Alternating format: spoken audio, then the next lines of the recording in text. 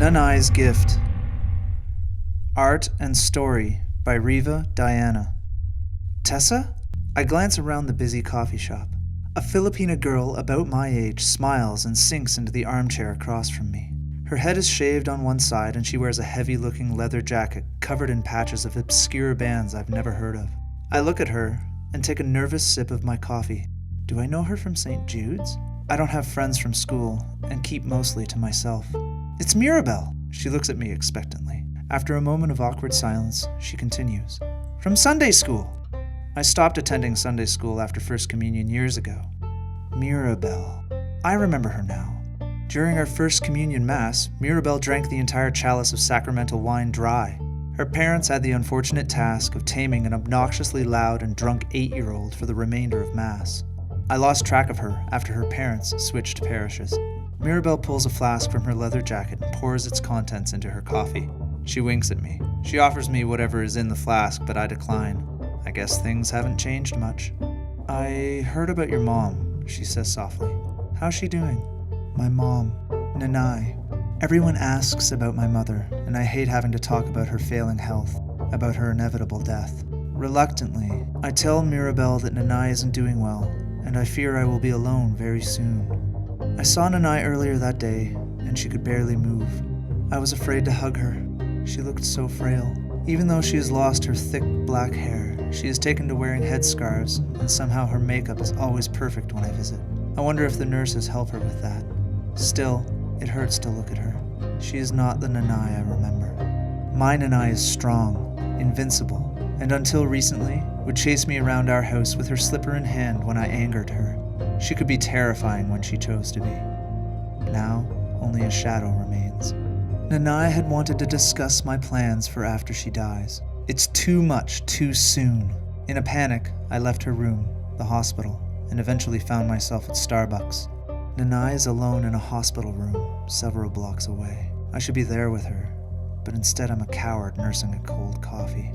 It's been 3 weeks since my Nanay told me her diagnosis. Tonight could be her last. I give a long sigh and stand up.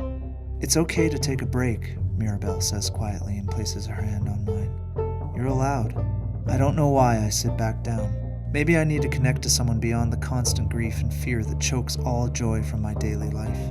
Mirabel chats nonstop, deftly avoiding any painful topics, and fills the silence with stories about art school, poetry, and her much older girlfriend, Vivian. I gladly slip into her world for a little while, but it always comes back to Nanay. I tell Mirabel about my mother's wish for me to carry on the family tradition. I don't want to disappoint Nanay, I explain. She doesn't have anyone else. She shrugs and tells me I don't have to follow the rules. She grins and says Asian parents have 3 standard career paths for their children. 1, doctor. 2, lawyer. Or 3, disgrace to the family. She says she obviously chose option 3. She chuckles and says she has no regrets. I laugh. Laughter feels strangely foreign. I feel a stab of guilt for the moment of reprieve. I nod and tell her I will think about her advice. We exchange numbers and promise to keep in touch. I head back to the hospital and wonder if I will hear from Mirabel again. I hope so. Ay, nako! Tessa! Thank God you came back! Sis Mariosep! Where did you go? You should not leave now. Maria scolds me. The older Filipino nurse ushers me roughly into my mother's room. Dali! She does not have much time. I hurry over to Nanay's side and hold her hand. Too soon. Maria takes my mother's vitals and makes some notes. She squeezes my shoulder. She's in God's hands now. Bahala na, she proclaims. With a final glance at my mother and me, she closes the hospital room door behind her and leaves me alone with Nanay. My mind goes numb with shock. This can't be happening. I watch Nanay struggle with each agonizing inhale. There is pain and sorrow in her eyes, but I also discern the unspoken question she is too weak to voice. Will I follow her path? She looks hopeful. I close my eyes guiltily and listen to her pained breathing. Could there be another way? Do I want the future she envisions for me? Could I disappoint Nanay? I feel her weak attempt to squeeze my hand. Hurry. Antiga ulomo, I imagine Nanay saying. How can I refuse her? I make my decision. I take a deep breath and I nod. Yes. I open my eyes, and Nanay is smiling proudly. "Tessa," she mouths, before she doubles over and starts coughing violently. Her hands claw at the fabric of her hospital gown as her body convulses with each gasp for air. I feel so powerless to help her. Once Nanay's coughing subsides, I arrange the pillows and ease her back onto them. Her eyes widen slightly. "It's time," her eyes implore. I feel fear and panic swell inside me. "Remember what Nanay taught you," I repeat to myself anxiously. I open my trembling hands and carefully place them together below her lips exactly as she instructed me since I was a child. She opens her mouth and with a final cough, spits out a black chick covered in thick, oily slime into my hands. I look at it in wonder. It's smaller than I thought it would be. "Hurry," Nanay's eyes plead. "Hurry, Dali." I gently place the dark, slick, quivering bird into my mouth and swallow. Raw power surges through me. My blood feels like it's on fire. Nanay first talked about this gift when I was very little. One night, I was frightened awake by a loud thunderclap and ran to Nanay's room. Usually the door was locked, but that night I crawled into her bed. Something was wrong. Horrified, I found only the bottom half of her body. The rest of her was missing. Weeping uncontrollably, I searched every corner of the house for her lost half just to see her face again. Her remains were nowhere to be found. Not knowing what else to do, I tearfully returned to Nanay's room and cautiously climbed into bed. I'm unsure of how long I cried out for Nanay, hugging her legs tightly until I fell into an exhausted sleep. I awoke the next morning to find my Nanay stroking my cheek. Nanay was whole again.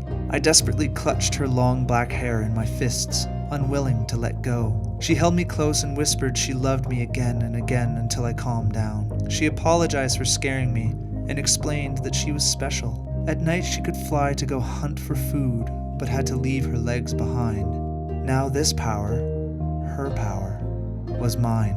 My senses explode. The stench of disinfectant, hospital sheets, human waste, and perfume magnified 1,000-fold assaults me. The odor of disease eating Nanay's body is sickly sweet. I sob when I smell the earthy scent of her final breath as it leaves her body. I meticulously wipe the black oil from her smiling lips and gently close her eyelids. This gift is her final legacy to me. As the gift coils and gains strength inside me, fear and doubt seep away. Nanay will forever be a part of me. I will never be alone. I feel an itch start across my navel and circle around my back. The first pangs of a fathomless hunger pulse deep in my belly. I glance at the clock above the hospital door. It will be midnight in a few hours. Soon, I'll be able to fly. Soon, I will need to hunt. The Manananggal. The Manananggal is one of the many monsters or aswang of the Philippines. Close to midnight, the Manananggal will sprout bat-like wings and her body splits in two, separating at the waist. Her legs will stay rooted on the spot while the winged half searches for prey.